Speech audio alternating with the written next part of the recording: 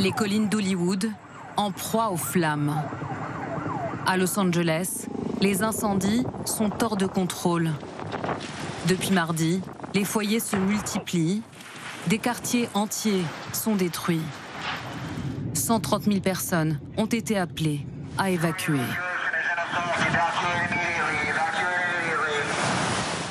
Le feu a surpris plus d'un habitant, comme cet homme. Sa maison est encerclée par les flammes.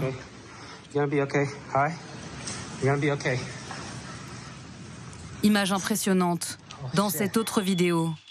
Ces Californiens filment leur fuite au son des alarmes. Dehors, la rue s'est transformée en brasier.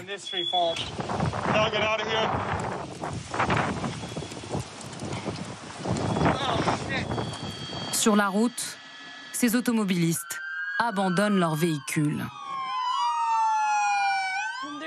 Il y a beaucoup de flammes là-bas. C'est pour ça que beaucoup de gens arrivent. Ils quittent leur voiture. Et vous, vous avez abandonné la vôtre? J'étais dans ma voiture, mais je me suis retrouvée bloquée derrière d'autres véhicules. J'ai dû partir dans la fumée. J'ai eu la peur de ma vie. L'hiver est anormalement sec à Los Angeles. Et les vents violents attisent les braises. À Pacific Palisades, quartier huppé, les pompiers luttent impuissants face à la férocité de ces incendies. Notre première préoccupation est de sauver et de protéger des vies. Les maisons viennent ensuite. Donc nous essayons de faire au mieux. Au milieu des flammes, ce journaliste commente sidéré la puissance et la vitesse à laquelle les flammes se propagent. Cette voiture s'est embrasée en 2 minutes. Et regardez cet arbre. Il brûle de l'intérieur. À quelques jours de la fin de son mandat, Joe Biden s'est rendu dans une caserne de pompiers. Nous sommes prêts à faire tout ce qui est nécessaire et possible pour maîtriser ces incendies et aider à la reconstruction. Une déclaration ponctuée d'une annonce surprenante, déplacée, jugeront certains. Au fait, la bonne nouvelle, c'est que je suis arrière-grand-père à partir d'aujourd'hui. Le président élu Donald Trump se lance dans une bataille politique. Lui, qui avait menacé de priver la Californie, un État démocrate, d'aide fédérale pour lutter contre les feux de forêt, pointe aujourd'hui la responsabilité du gouverneur. C'est très triste parce que j'essaie d'obtenir l'autorisation du gouverneur Gavin Newsom pour amener de l'eau. Vous auriez une quantité d'eau considérable là-haut. Ils ont envoyé tout cela dans le Pacifique parce qu'ils essaient de protéger un tout petit poisson qui existe d'ailleurs dans d'autres régions, un éperlan. Réponse affligée du gouverneur. Je ne peux même pas répondre à ça. Les gens fuient littéralement. Certains ont même perdu la vie. Des enfants ont perdu leur école. Des familles ont été complètement déchirées. Des églises ont brûlé. Et ce type veut politiser cela? Je pense beaucoup de choses, mais je vais les garder pour moi. Lui ne garde rien pour lui. Elon Musk, comme à son habitude, n'a pas manqué de partager les images des incendies et, comme Donald Trump, de critiquer les démocrates en Californie. Et nous allons revenir naturellement sur les tweets d'Elon Musk, notamment concernant les Européens. À qui peut-on attribuer la responsabilité de ces incendies incontrôlables? Au dérèglement climatique? Aux autorités? C'est la question qui nous est posée ce soir. Mais en tout cas, à la chaleur. D'après les études, et Gavin Newsom, donc le gouverneur de Californie, en cite pas mal, la température en Californie a augmenté d'1,5 degré depuis un siècle. C'est énorme. Donc on sait tous ce que ça signifie. Il y a moins de pluie, il y a moins de neige, les sols sont plus secs. À cause de la chaleur, la saison des incendies, qui normalement c'était juin, novembre, on est en janvier, donc c'est beaucoup plus long. Les forêts, la végétation sont extrêmement vulnérables, sont stressées.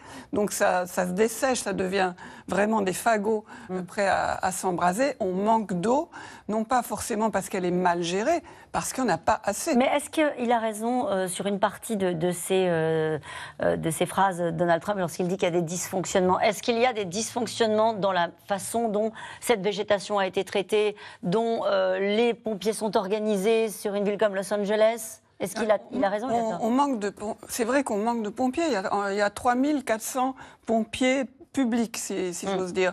À Los Angeles, c'est le même nombre qu'il y a 50 ans. Là, c'est un membre du conseil municipal de Los Angeles, démocrate, qui dit qu'on n'a pas assez de pompiers, on n'a pas assez de camions de pompiers, on n'a pas assez d'ambulances, parce qu'on n'a pas assez de mécaniciens pour les entretenir. Donc oui, il y a des dysfonctionnements. Mais sur la question de l'eau, en fait, c'est toute la région, l'immense région qui manque d'eau.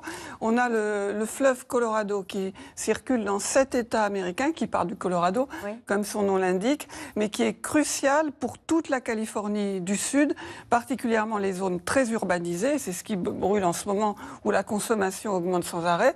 Et l'agriculture. 80% de l'agriculture dans cette région-là est arrosée par le fleuve Colorado, dont le niveau baisse sans arrêt. Il n'y a pas assez d'eau. C'est pas juste les villas des milliardaires qui sont en train de brûler. Il faut peut-être le rappeler. Il y a aussi toute une industrie, notamment du cinéma, qui semble menacée aussi par ces incendies.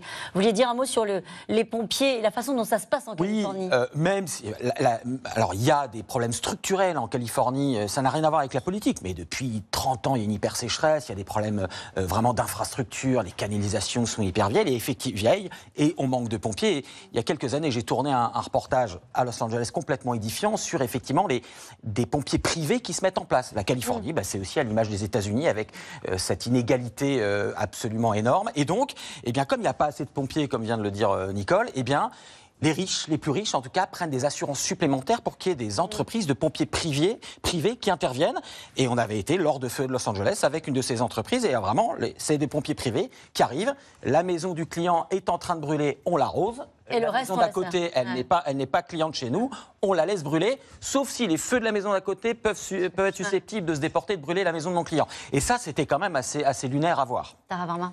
Oui, on a bien vu Elon Musk d'ailleurs aujourd'hui et hier relayer des appels de personnalités très riches faisant appel à des pompiers privés ou à des personnes qui auraient des contacts de pompiers privés, parce qu'il y a toujours cette idée de si on paye un premium, on a accès à un service public premium et également qui n'est pas accessible. Ça, c'est la logique Musk. La logique Musk, mais quand même aussi la logique américaine, il y a toujours du service public plus pour ceux qui auraient les moyens de se le permettre. Vincent Joly. En fait, de l'eau, les gens sur place disent qu'il peut y en avoir assez. Le problème en Californie et au Nevada, c'est qu'en fait, ils sont encore victimes de législations qui sont à la fois antiques et confuses, notamment sur l'agriculture, en fait. Et quand Donald Trump fait tout ce discours complètement délirant sur ils envoient de l'eau dans l'océan, etc., chose qui n'arrive jamais, que ce soit bien clair, les Américains ne jettent pas de l'eau douce dans l'océan. En fait, il fait un appel du pied à son électorat, parce qu'il a progressé en Californie, il ne faut pas l'oublier, et il y a des élections dans 2 ans. Et l'agriculture, première industrie de Californie, 11% de la puissance agricole américaine, des fermiers qui ne veulent pas arrêter d'utiliser l'eau comme ils l'utilisent, parce que c'est des législations, encore une fois, qui reviennent à l'époque des pionniers. On est là en premier, on l'utilise. Si on ne l'utilise pas, on la perd. Et donc, en fait, crise politique, oui, mais pas où on l'imagine. Il faut aussi changer la loi de gestion de l'eau dans un État qui, je vous le rappelle, est passé de 2 millions à 40 millions de personnes en 100 ans. Tout ça intervient dans un